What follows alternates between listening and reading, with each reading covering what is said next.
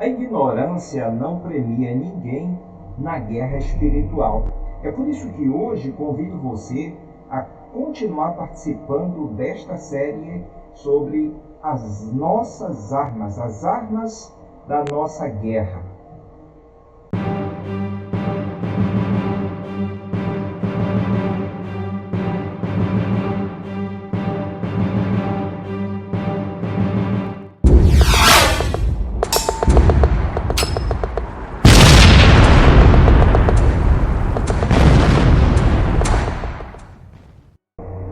A primeira coisa que a gente precisa entender é que nós não estamos lutando contra qualquer inimigo.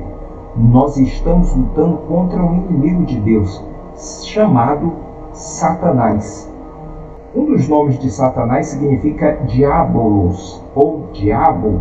Diabo significa o opositor, aquele que está do outro lado. Em tudo aquilo que você faz, você vai ter um opositor.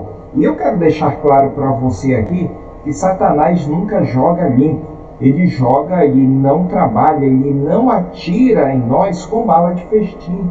Ele atira para matar. E a obra dele é matar, roubar e destruir. É por isso que nós temos que estar protegidos com as armas da luz.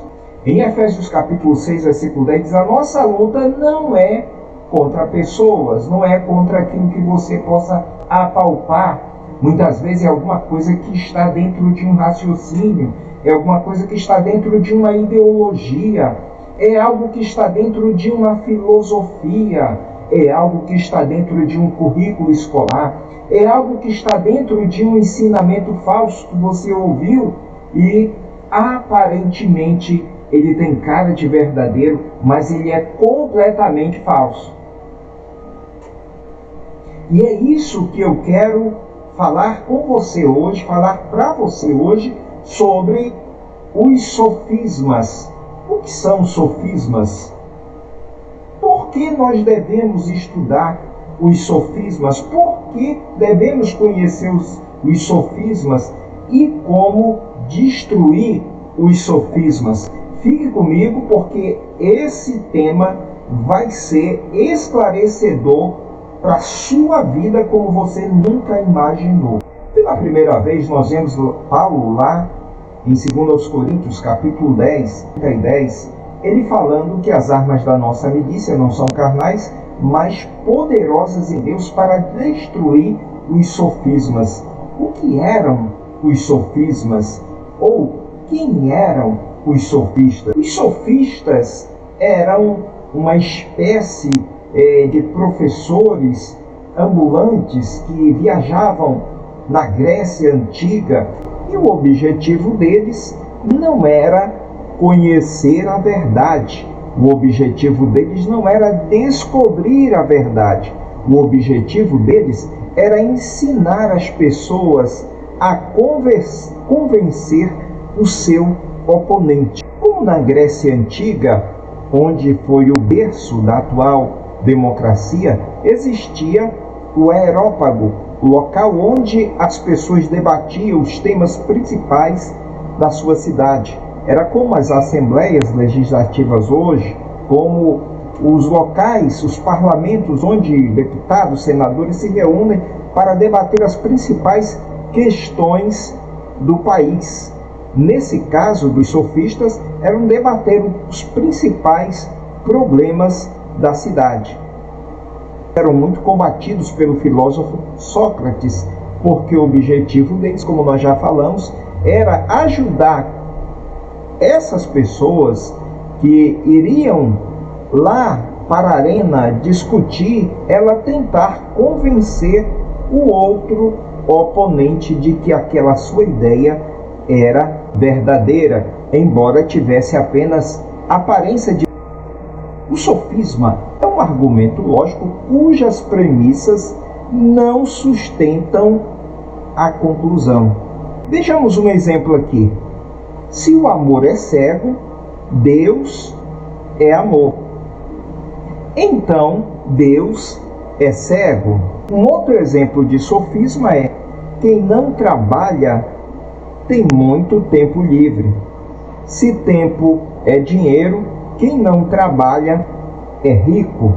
Aparentemente, é importante nós entendermos que os sofismas estão por toda parte.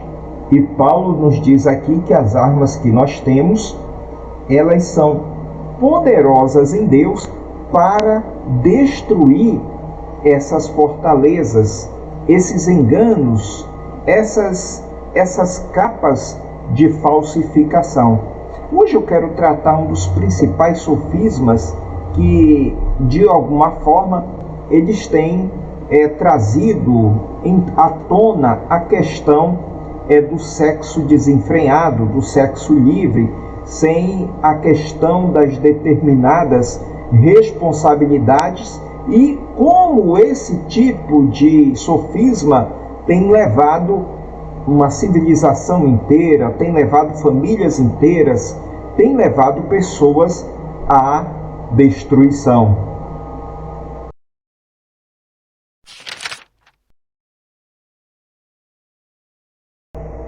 Um desses sofismas diz o seguinte: faça sexo seguro e use camisinha. Vejam só os argumentos para que as pessoas possam se divertir sem que, mesmo que não conheçam a outra pessoa, mesmo que isso não venha trazer problemas mais tarde, um sexo sem compromisso, um sexo onde a questão da culpa desaparece, um sexo desenfreado como um acasalamento feito por animais, onde não existe o fator moral, onde não exista o fator da consciência e principalmente o fator das consequências. Uma das principais, ou a principal maneira de destruir um argumento mentiroso, destruir um argumento sofismático ou sofisma, é justamente com uma arma chamada verdade. Vejamos então qual é a verdade. A primeira questão dessa premissa é: faça sexo seguro. A primeira questão que eu quero abordar aqui, que um sexo sem compromisso, ele não é um sexo seguro. Um sexo onde simplesmente uma pessoa quer usar o corpo do outro também não é um sexo seguro. Aliás, nem o preservativo, como já constatou a ciência, ele é 100% seguro. Ele pode romper na hora H. Mas onde é que está o sexo plenamente seguro? A ideia de colocar esse argumento de que você pode se divertir à vontade, sendo casado ou não, pulando a cerca, exercitando os seus instintos, exercitando a sua sexualidade, de uma forma segura usando um preservativo, se esse pequeno preservativo ele não consegue 100% a ideia de um pequeno preservativo, de um instrumento de borracha que pode, quem sabe, proteger você de consequências futuras, é uma ideia completamente falaciosa, é uma ideia mentirosa. Sabe por quê? Eu vou explicar para você.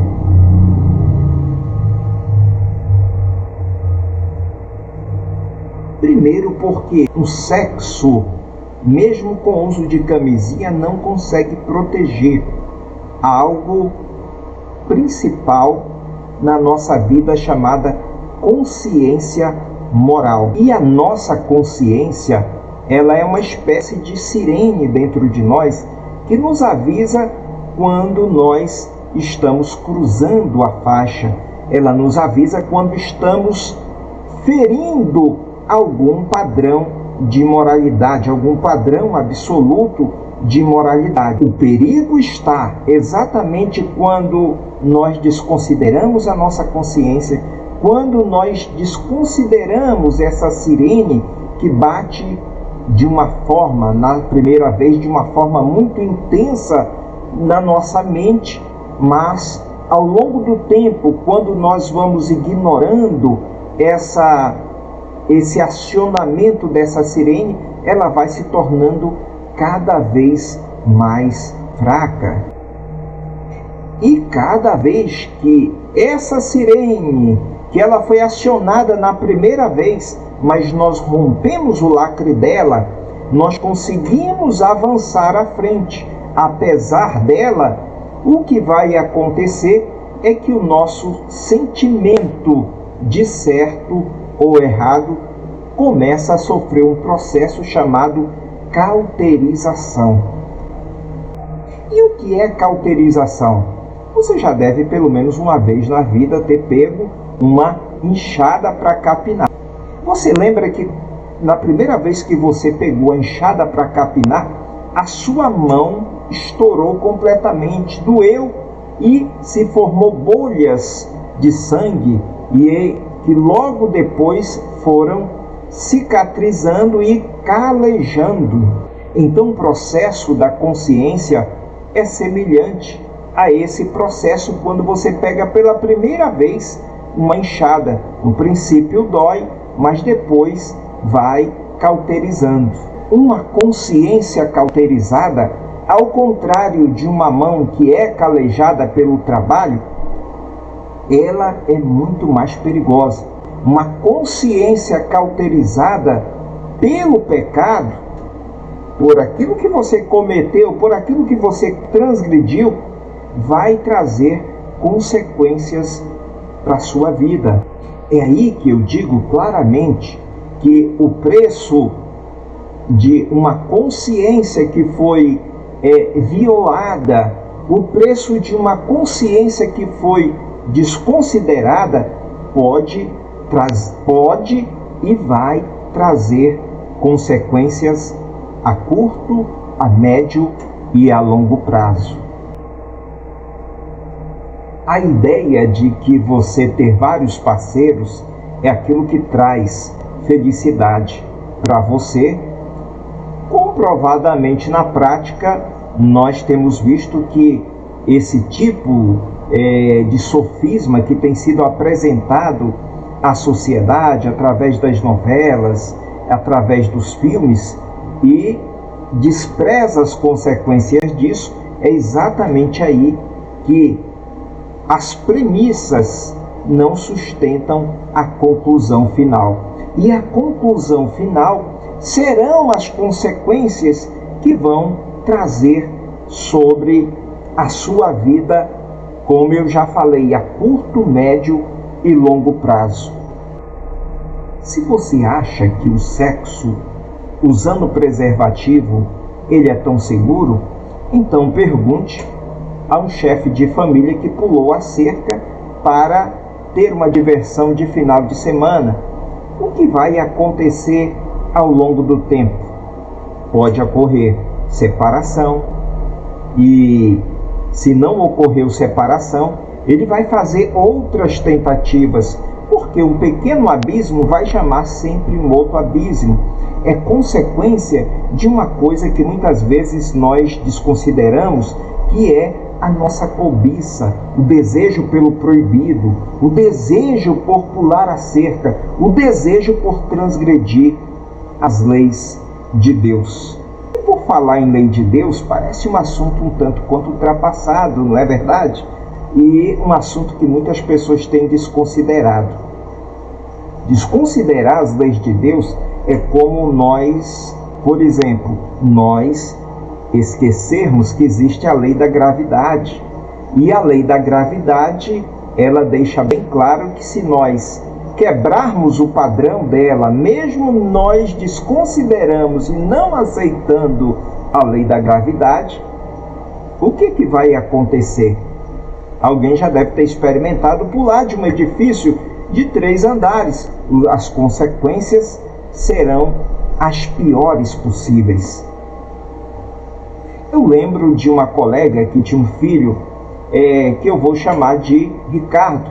E um certo dia o Ricardo, ele assistindo o filme do Superman e achava que ele podia voar. E ele pegou a toalha da mãe dele, dobrou no pescoço e pulou da marquise da sua casa. Para a felicidade de todos, Ricardo caiu apenas em cima de um banco de areia e perdeu apenas um dos seus dentes ainda em fase de mudança, graças a Deus. Mas quantas pessoas que embarcam numa utopia semelhante à de Ricardo, embarcam numa canoa furada do sofisma, achando que elas podem tudo e que as regras podem ser burladas, ou mesmo as regras existem para ser quebradas. O resultado é que nós vamos ver uma família destruída. O resultado é que nós vamos ter consequências ao longo do tempo, porque o salário do pecado é a morte.